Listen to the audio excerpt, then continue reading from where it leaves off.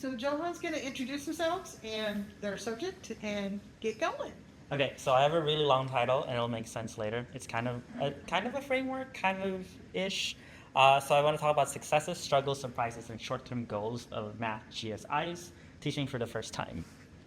And again, I'm from Nebraska. Uh, as the last presentation in this session, I think it's a good honor to be the lasting impression of the RUME session for MathFest. I get to be the last thing that you remember from this session. You're like, that last session. Okay, so I know the honor that I have here.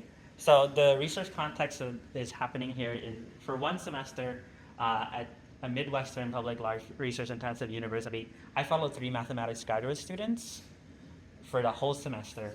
And they were teaching for the first time as the instructor of record, which means that they're the ones that are in charge of content delivery. They're the ones that assign a grade for the classes Intermediate Algebra, College Algebra, or Math for Liberal Arts. Math for Liberal Arts is the one where it is the one math class that humanities major takes. It's the one that is terminal, so you don't have to take another class after that. For the larger study, I was mainly concerned about what GSIs experienced during their first time teaching as instructors of record. And as I viewed it, experiences that stood out to them, which means that they write it down on like a reflection, are the ones that go on to inform their style, their philosophy, their future actions in this classroom, and also future classrooms as future faculty. So that's sort of the stance that I take. So more on the data. The larger study at hand here is for my dissertation work. So I follow them every week for observations. I did interviews with them, the reflection journals, and also a semester review activity at the end. So there's a lot here, but this presentation only really focuses on the journals bit. So let's get into that. So I looked at the reflections with this kind of guided question in mind of just like what experiences and themes are salient in novice GSI certain reflections of teaching. And the journal's reflection kind of got organized into this nice 4 essays. And I talked to my advisor about it, and she was like, I know this isn't your actual dissertation, but I think this is a good thing to present on, especially in a space of RUME. So that's what I'm here for you. So here are the 4 rationales of like how I sort of organized and thought about how I want the GSIs to reflect in their teaching. So on the left column is from the perspective of me, what am I going to get out of these 4 essays? And then on the right column is what is the graduate student going to get out of writing about these things? Because I want it to be both a useful tool for me and a useful experience for them. And so you can read about it here. The main thing to understand really here is that there's an accountability sort of like in place here that if they have a short-term goal, they're like beholden, sort of more beholden than just speaking to a colleague about, hey, I want to do this in class.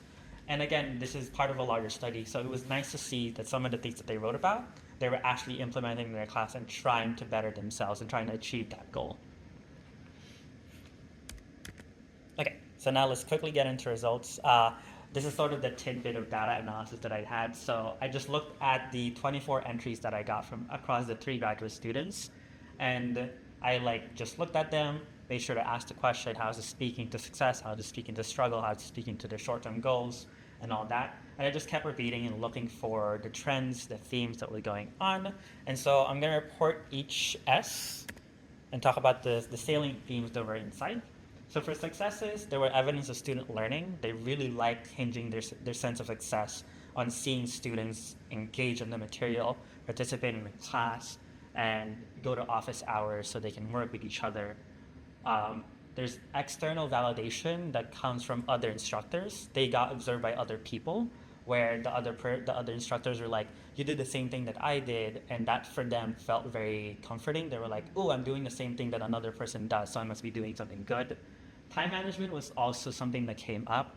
They really liked it whenever they got through the content that I planned out, and which attaches nicely to a struggle. The second one, a lot of the times when they spoke about struggle, it's just like, I didn't get through all the content I planned.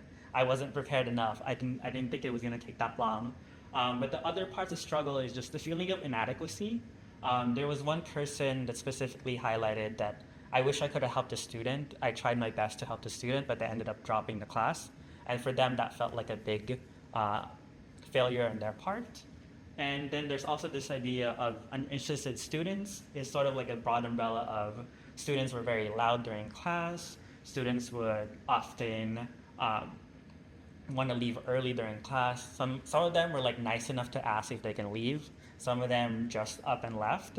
And this is coupled by the instructor not really knowing what to do in this situation. They didn't know if it was in their purview to be like, no, you can't leave. You have to stay. But they didn't want to be rude in that sense because it's their first time teaching. They didn't know what is in their responsibility. For surprise, there were sort of two things. There was a lot of surprises about students themselves, about how they conflate concepts. They get overloaded with information. They don't remember something that they just saw last week, which is a very funny thing to read about. And they're not as interested in the material as expected. This one more so came up in the terminal course, because that one was about like graph theory, things that like sort of are relevant to a human experience. So that person was kind of shocked that the students weren't necessarily interested about reading about how stats is used in evil ways.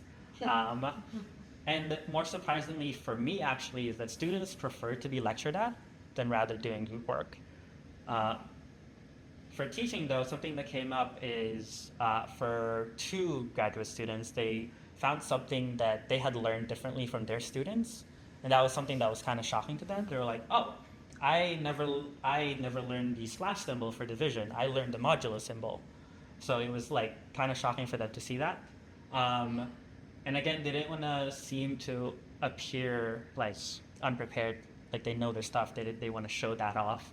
And they attended to more language than they had expected. Somebody was saying how I can't use certain words because that might be confusing for students, or I can't be too general because students might get lost in the rigor. So I need to attend to more intuition. And then short-term goals.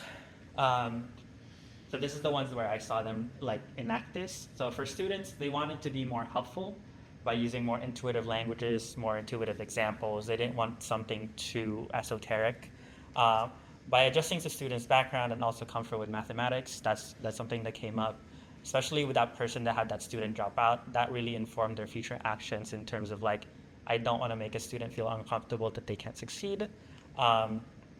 Encourage student participation and collaboration. Again, that sort of hinges on their successes. Since they attach their success to however many students participate in class, they made it a goal every week to increase student participation and collaboration. They also wanted to improve on pacing and time management, which attaches to the struggle, and then keep students engaged. I laughed when I read this quote, this like writing on the reflection, be less boring, because that's kind of a subjective thing. So I just kind of giggled when I read that. All right, so limitations, only 3 graduate students. Again, this is part of a much larger study. And this is where the sadness of the study kind of came up, because this was such a good kind of mini thing that I did in my dissertation. That was like, I wish I had spent more time and more manpower trying to collect as much and try to expand on this 4 S's thing. But it's just a tiny part of my dissertation, but I still wanted to sort of look at it. There's also this idea that if it's written in public, if it's written in private, you're gonna write something different than when you know that somebody's gonna read it. And so that kind of came up a bit. Analysis of the reflections. There's still observations and interview data that I want to sort of square with these salient themes. And the key takeaway for you is that the 4 S's to me feels like a really good framework to think about how you can reflect in written form in a very organized manner. And for the departments and maybe PD or like orientation leaders, they can sort of think about like, what are the things that we can demystify about teaching that came up in these reflections. And that is all for me. I hope you all enjoyed MathFest.